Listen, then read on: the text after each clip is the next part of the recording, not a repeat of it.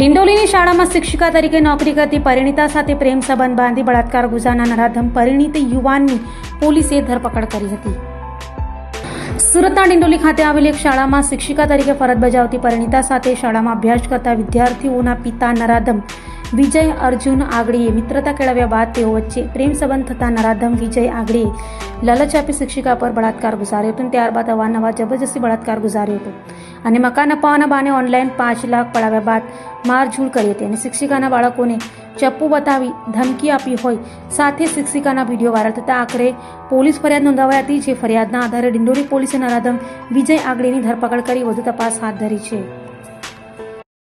Dindoli police સ્ટેશનમાં તારીખ 7/9/2025ના રોજ એક રેપનો ક્રિમિનલ કેસ રજીસ્ટર થયેલો છે. આ કેસની ટૂંક વિગત એવી છે કે આમાં જે ગુનાના જે ફરિયાદી જે છે એક શાળામાં શિક્ષિકા તરીકે નોકરી કરતા હતા અને આ કામના જે આરોપી જે છે એનું પૂરું નામ છે વિજય અર્જુન આગળે. એનું રહેવાનું છે ઘર નંબર 22 ઉર્વા રેસિડેન્સી ઇકલેરા ચોકડી પાસે ડિંડોલી સુરત. એમના પરિચયમાં આ ફરિયાદી બેન આવેલા હતા. પરિચયમાં આવ્યા પછી એમના બંનેની વચ્ચે પ્રેમ સંબંધ થયા અને અમુક લાલચ આપી અને ફરિયાદી સાથે આરોપીએ શારીરિક સંબંધ બાંધ્યો. ગુનાની તપાસ દરમિયાન અને ફરિયાદની વિગત જોતા અમુક વખતે આ ફરિયાદી બેન જોડે આરોપીએ જબરજસ્તી પણ કરેલી છે અને જબરજસ્તી કરી અને શારીરિક સંબંધ બાંધેલા છે.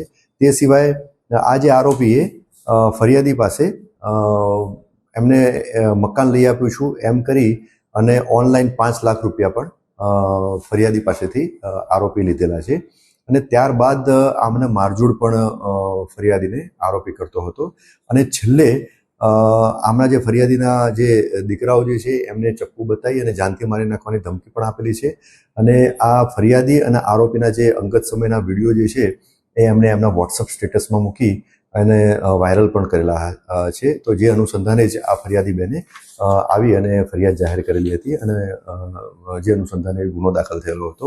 ગુનાની તપાસ દરમિયાન એકત્રિત થયેલ પુરાવા આધારે આરોપી વિજય અર્જુન આગળે નાઓની તપાસ કરનાર અધિકારીએ ધરપકડ કરેલી છે. હાલમાં પોલીસ કસ્ટડીમાં છે અને એને નામદાર કોર્ટમાં સમય મર્યાદામાં રજૂ કરવાનું છે. સર, શિક્ષિકા અને આરોપી એક સંપર્કમાં કેવી રીતે આવ્યા? જેમ મેં આપને વાત કરી એમ કે શિક્ષિકાબેન જે છે જે તે શાળામાં સર્વિસ કરતા હતા અને આરોપીના જે બાળકો હતા એ પણ એ જ શાળામાં ભણતા હતા, જેના કારણે જ આરોપી અને ફરિયાદી બેન એ પરિચયમાં આવેલા હતા. અને ત્યારબાદ આ જે ફરિયાદી બેન જે છે એમના પતિ પણ બીમારીથી પીડાતા હતા, એટલે એક સોફ્ટ કોર્નર બતાવી અને સિમ્પથી બતાવી અને એમને ફરિયાદી બેનના નજીકમાં ગયેલા હતા અને ત્યારબાદ પછી એ પ્રેમ સંબંધમાં અને પછી આમણે આરોપીએ ફરિયાદીને ત્રાસ આપવાનો અને મારઝૂડ કરવાનું અને અલગ અલગ રીતે હેરાન કરવાનું ચાલુ કરેલું હતું.